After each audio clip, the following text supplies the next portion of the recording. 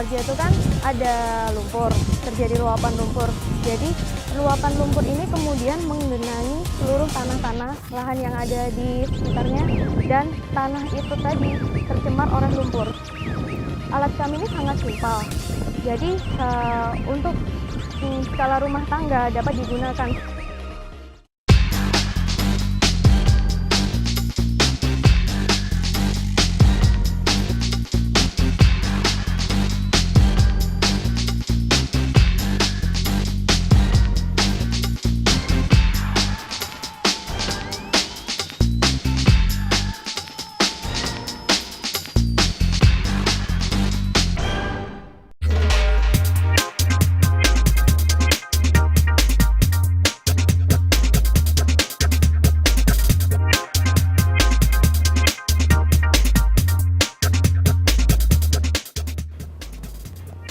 Halo Sobat Umi, ketemu lagi nih sama Nadia.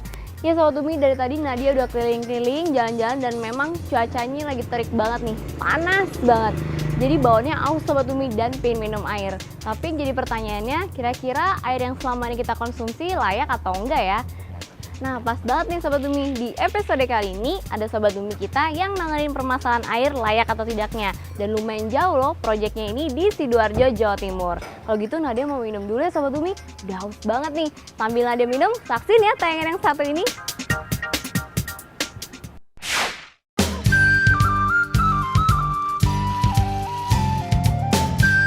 Halo Sobat Umi, sudah baikkah kualitas air yang kamu konsumsi? Dari mana sumber air untuk konsumsi? Air tanah, perpipaan, atau bahkan air kemasan? Sudah tahu indikator air yang layak konsumsi itu seperti apa? Banyak banget ya pertanyaannya. Oke, kita semua pasti nggak bisa lepas dari yang namanya air untuk dikonsumsi. Dalam sehari, menurut anjuran Departemen Kesehatan, kita membutuhkan 2 liter air. Itu baru dari segi kuantitas atau jumlahnya saja. Nah, dari segi kualitas, air untuk konsumsi harus memenuhi persyaratan. Di antaranya yaitu warna jernih, tidak berbau, dan tidak mengandung bakteri E. coli. Sobat Umi, ada satu komponen penting lagi yang jadi indikator air layak konsumsi, yaitu kandungan zat padat terlarut atau total dissolved solid. Nilai TDS ini tidak melebihi 100 sampai 150 part per million atau ppm. Sobat Umi, bagaimana jika kualitas air yang kita minum tidak memenuhi kriteria air layak konsumsi? Nah, disinilah peran water treatment atau perlakuan khusus air. Air bisa disaring dan dijadikan lebih layak untuk konsumsi dengan berbagai macam cara. Sudah banyak teknologi dan inovasinya kok. Sobat Bumi kita dari Sidoarjo, Jawa Timur dan timnya telah berhasil mengembangkan perangkat yang diberi nama Clean Up Water Treatment. Seperti apa ya? Simak dong di episode ini Sobat Bumi.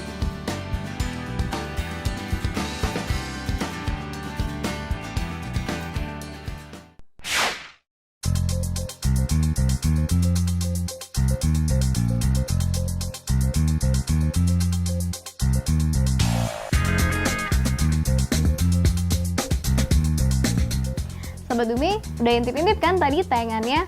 Udah tahu dong sekarang nama alat perangkatnya apa? Yup, namanya adalah Clean Up Water Treatment. Dan ternyata proyek ini diusung oleh Sobat Umi kita yaitu Rizka Novitasari dan timnya. Ternyata Rizka ini merupakan finalis dari ajang e-Idea British Council 2011. Penasaran kan sejauh apa sih proyeknya ini? Makanya kita langsung aja yuk saksiin obrolannya. Lagi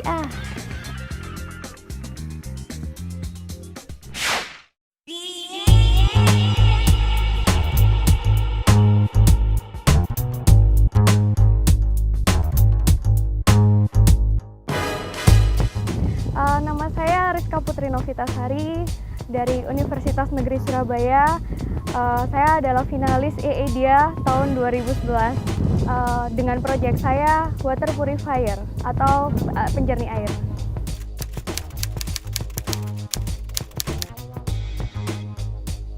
Awal mulanya bikin proyek ini adalah karena di Sidoarjo itu kan ada lumpur, terjadi luapan lumpur. Kemudian ya kita mencoba untuk menguji kandungan air yang ada di sekitarnya. Dan hasil dari uji tersebut adalah airnya tidak cocok untuk dikonsumsi, jadi tidak baik untuk konsumsi. Kemudian kami menciptakan inovasi baru yaitu berupa alat yaitu water purifier yang dapat mengatasi pencemaran air ini. Jadi luapan lumpur ini kemudian menggenangi seluruh tanah-tanah lahan yang ada di sekitarnya, dan tanah itu tadi tercemar oleh lumpur. Dan sedangkan lumpur sendiri yang sebagaimana kita tahu sekarang keadaannya adalah seperti ini. Jadi ya berbau belerang, kandungannya asam terlalu tinggi, dan banyak-banyak logam berat. Akhirnya logam berat itu masuk ke tanah, kemudian mencemari tanah, dan akhirnya mencemari air tanah. Alat kami ini sangat simpel. Jadi untuk skala rumah tangga dapat digunakan. Pembangunan proyek ini dimulai pada tahun awal 2011 akhir 2010. Jadi seperti itu. Kemudian kita kembangkan lagi, dan akhirnya sampai sekarang ini.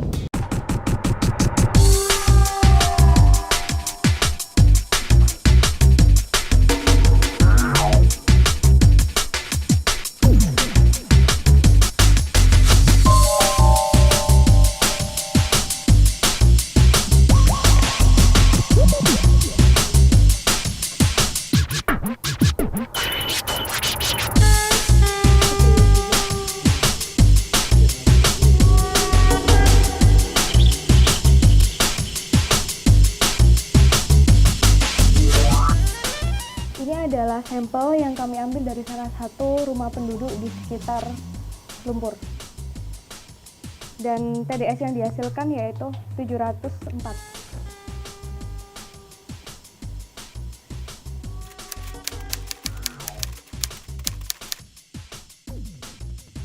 Targetnya adalah khususnya untuk yang pertama orang-orang di sekitar daerah lumpur Sidoarjo. Kalau untuk masyarakat sendiri, masyarakat yang khususnya berkesulitan untuk mengkonsumsi air yang sehat, itu dapat mengkonsumsi air yang sehat dengan harga yang relatif murah dan terjangkau seperti itu.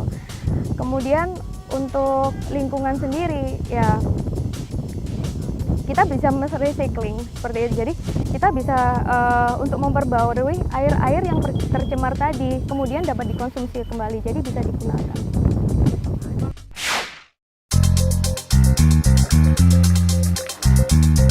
Ya Sobat Bumi, ini dia nih water treatment yang biasa Nadia pakai di rumah. Bisa lihat kan Sobat Bumi, di sini banyak banget nih material yang dipakai di water treatment ini. Itu fungsinya untuk menyaring air yang ditampung di atas sini. Kira-kira water treatment yang dimiliki Rizka sama nggak ya kayak punya Nadia? Oh ya Sobat Bumi, ada tambahan info nih. Kalau nanofilter yang dipakai oleh Rizka itu ternyata bahannya dari lumpur sendiri loh di daerahnya. Tambah penasaran kan? Seperti apa sih cara kerja perangkatnya si Rizka? Dan apa aja sih bahan-bahan materialnya? Saksinya di segmen Kulik yang satu ini.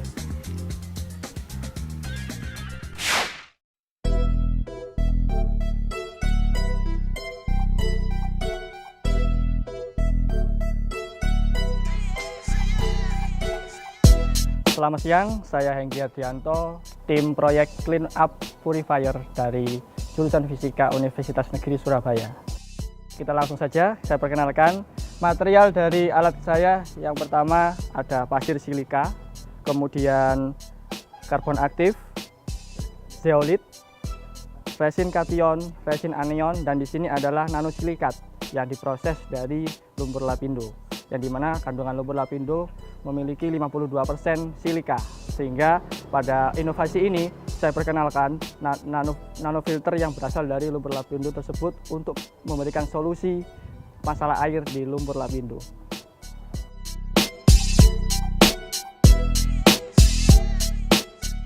Ini adalah alat Clean Up Water Purifier inovasi dari kita.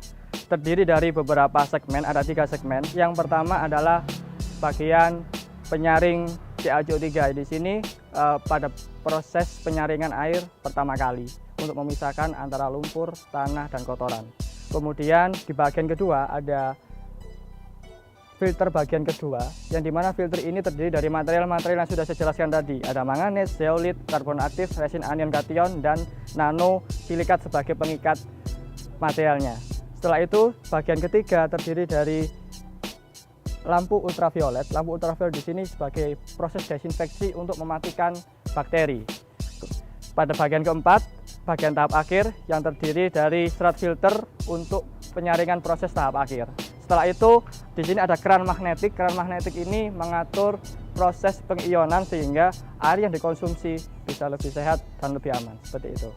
Baik, sebelum kita proses air yang ada di bak ini untuk di clean up water purifier, kita pastikan, kita ukur dulu. Nanti kita bandingkan gimana sebelum proses dan sesudah proses melalui alat ini.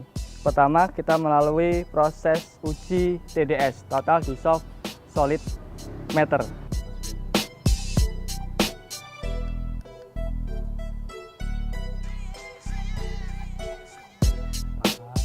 Tadi bisa dilihat bahwa nilai DDS yang tercantum di alat ukur DDS meter ini 266 meter ppm. Dari sini kita bisa ketahui bahwa untuk ditinjau dari segi kelayakan minum sangat tidak layak, karena untuk kelayakan minum sendiri itu berkisar antara 100 sampai 150 ppm.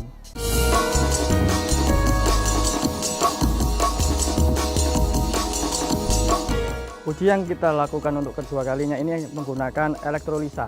Elektrolisa di sini berfungsi untuk menampakkan zat-zat yang terlarut yang ada di dalam air. Di sini tampak bening, tapi belum tentu aman karena dari hasil pengukuran tadi didapatkan nilai 266 ppm. Oleh karena itu digunakan alat bantu yang disebut sebagai elektrolisa untuk menampakkan zat-zat yang terlarut di dalam air ini.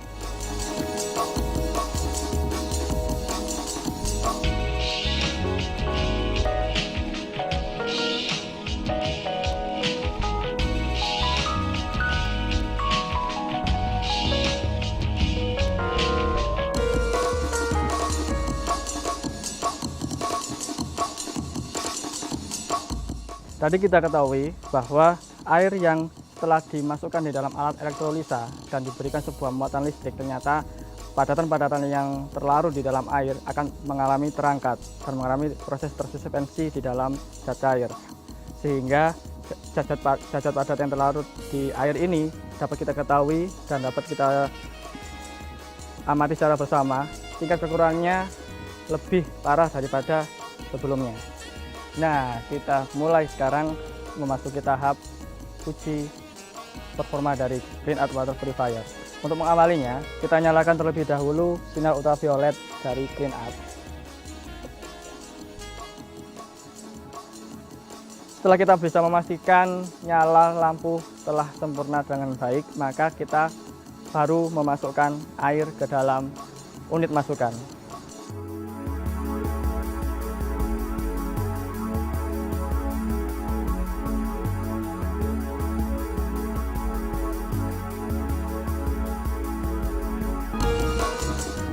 Setelah air sudah masuk di dalam Clean Up Water Purifier, dia akan memasuki bagian penyaring CaCO3. Di sini sebagai tahap awal untuk memisahkan antara lumpur, tanah, dan bebatuan kecil dari air. Setelah itu dia langsung memasuki ke material-material yang telah saya sebutkan tadi. Di dalam material ini beberapa kandungan logam berat, kemudian kandungan urea dan sebagainya akan tersaring dengan baik di materialnya. Setelah itu dari penyinaran ultraviolet ini berfungsi sebagai proses desinfeksi untuk mematikan bakteri, sehingga ketika bakteri sudah mati akan lebih layak untuk dikonsumsi. Pada tahap akhir, setelah mengalami proses filtrasi, air langsung bisa dikeluarkan melalui keran magnetik.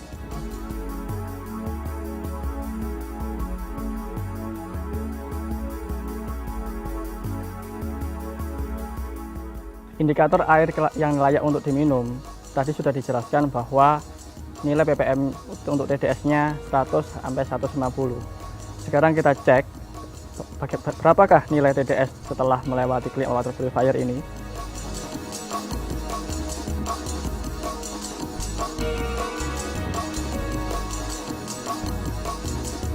Ya, Dari hasil uji TDS meter tadi dapat ketahui bahwa nilai untuk air hasil proses ini 143 ppm.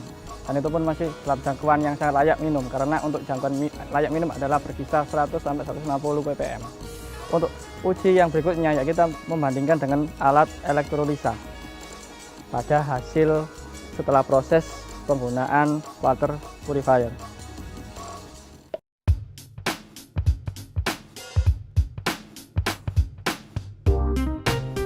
Langkahnya sama seperti dengan yang awal tadi, cukup dengan menekan on, yaitu dengan memberikan arus listrik pada air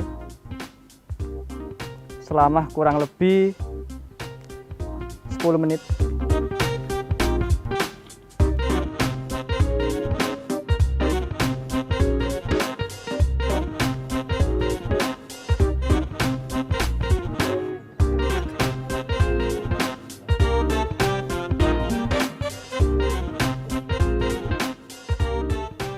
Nah, ini setelah melalui proses elektrolisa dari air yang setelah proses dari water purifier menunjukkan air tetap dalam keadaan bening dan jernih. Berbeda dengan proses yang sebelum kita masukkan di dalam water purifier, hasil setelah elektrolisa lebih keruh. Tampak bedanya sangat signifikan sekali. Dari sini kita simpulkan bahwa air yang setelah melalui proses clean up water purifier memiliki nilai kelayakan air minum yang sangat sehat.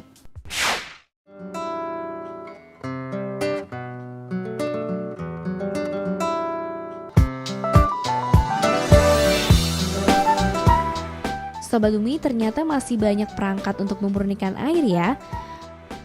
Amandes, teknologi yang dibuat oleh Zantar Ambadar ini telah berhasil mengubah air laut menjadi air tawar.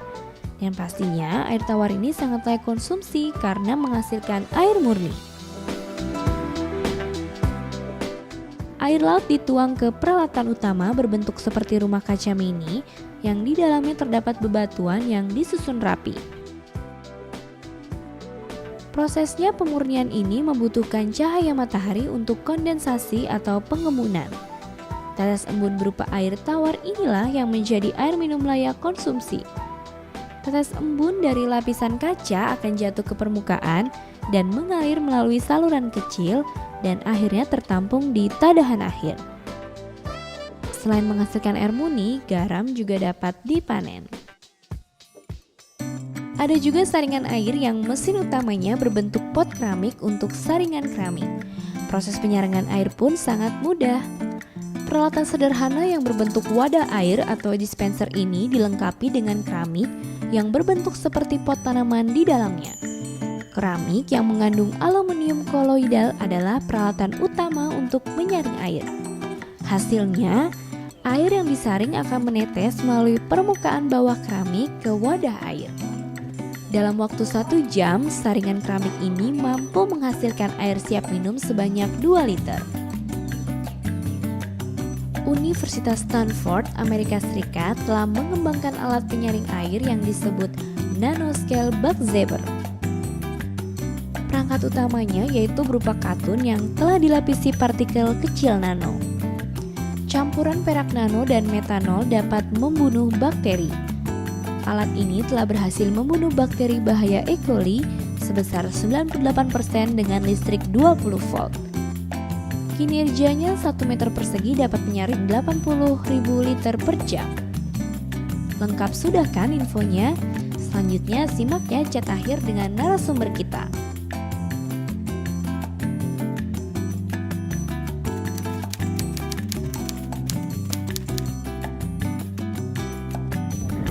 Pesanku untuk Sobat Bumi, jaga lingkungan kita, tidak membuang sampah sembarangan, cintai airmu, cintai alammu, penghijauan, dan save our earth.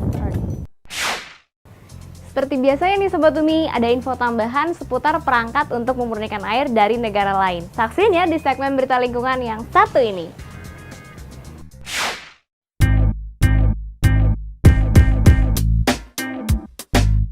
Sobat Bumi, ternyata mengkonsumsi air kini sudah menjadi tren. Percaya nggak? Di era yang serba instan dan praktis, kini muncul tren mengkonsumsi air kemasan botol. Sejak berkembangnya teknologi mengemas air dengan kemasan botol plastik yang terbuat dari bahan PET, membanjir tuh produk air kemasan botol. Hasilnya, di setiap gerai atau toko, bahkan penjual kaki lima pasti ada air kemasan botol. Tren mengonsumsi air kemasan botol sudah mendunia Sobat Bumi. Padahal dampak bagi lingkungan dari mengonsumsi air kemasan botol ini nggak sesegar saat meminumnya loh.